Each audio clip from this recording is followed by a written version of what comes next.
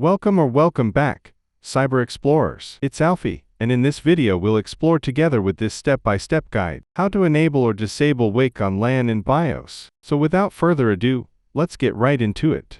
For Wake-on-LAN to function correctly, you must enable Wake-on-LAN in your motherboard's BIOS settings. This can usually be done by navigating to your BIOS power management page, and enabling power on by PCI-E, and disabling ERP ready if your motherboard supports it. In my case, enter the BIOS or UEFI, then go to Advanced Mode. Click on the Advanced tab, then click on the PM configuration. Now disable ERP ready and enable power on by PCIe.